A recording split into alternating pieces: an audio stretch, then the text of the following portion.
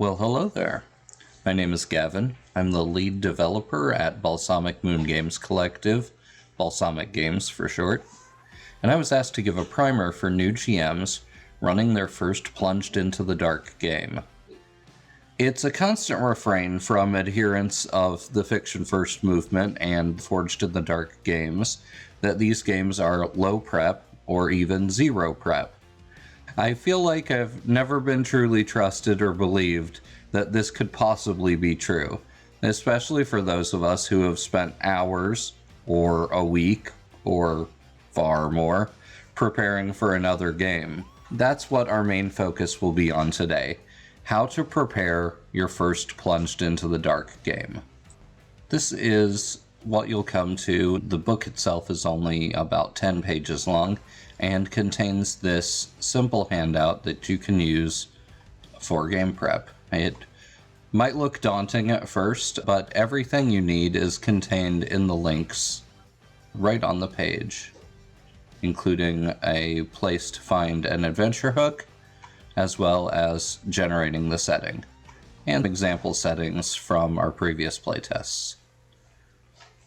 To begin, if you don't already have a strong idea of the world that you want to play in, you can generate one completely at random by tweaking some variables.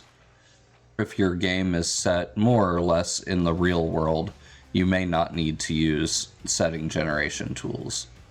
But I'll click here to open a website. It creates a civilization. You can choose your time period. If the world is shaped by magic, religion, technology, or to choose one randomly, and you can select whether the world has magic or not. Taking a look through the things that it generated, we have a world that was shaped by technology and is populated by mainly non-human races. That gives you a ton of leeway as far as the direction. You could go with a world in which some other species or multiple species evolved sentience and humans did not, or possibly a human-built world that was taken over by an alien race. We see that they have a small amount of wilderness and wild animals are very rare. So my first instinct is that this is a planet taken over by an alien race, because we see that they have abundant natural resources, so it gives them a good reason to have taken it over. Magic on this world, you could effectively create a sort of rebellion of magic users that control the weather and use that as a way of sabotaging the predominant life forms on the planet. These are just ideas popping off based on what I'm seeing here. Discrimination is race-based, so going with a species that was from off-world would make sense. The major taboo is magic. That makes sense that the predominant species would want to see that stamped out. It looks like maybe between the alien race, fraud is a big problem. Maybe the people on this planet can mimic the aliens in some way. Maybe they aren't very different after all. So that's all very, very interesting. What we could do is copy this directly into the setting generation form. And that should have room for almost everything there. Now that we have an idea for a game world, we can see if we can find a hook that fits with what we're doing.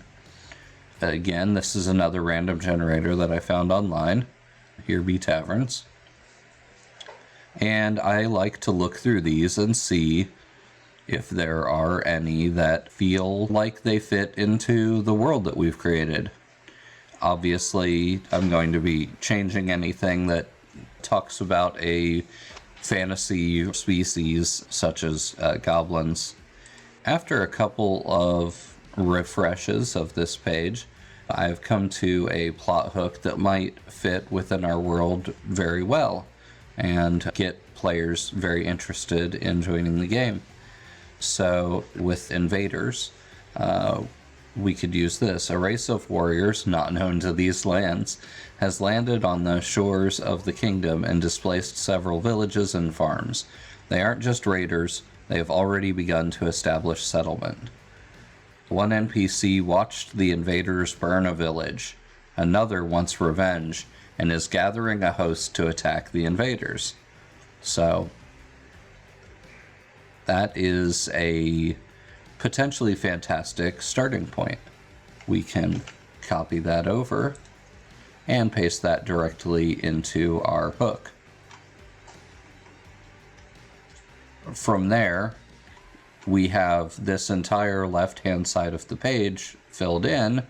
We could print this out, fold it over, and hand this out to our players.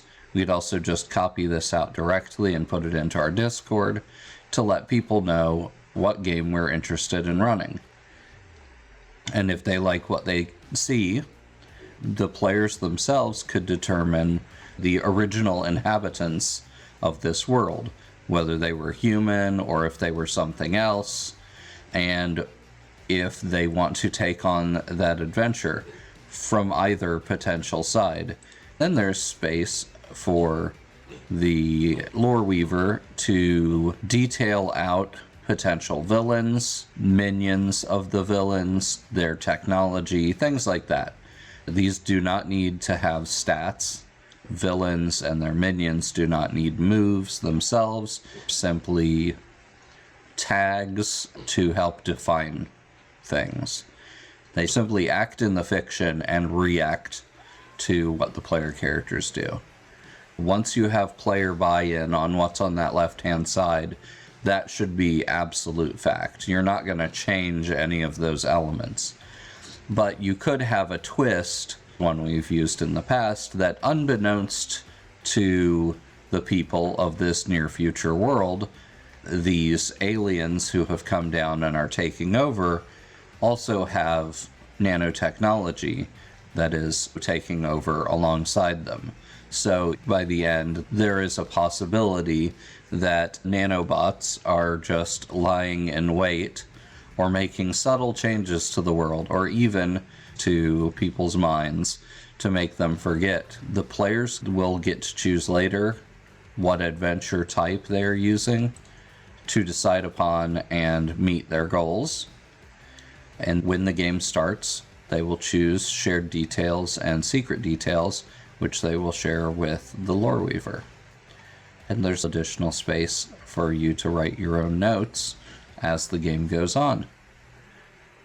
It's actually really that simple. You don't need to spend any more time than this preparing for a Plunged into the Dark game.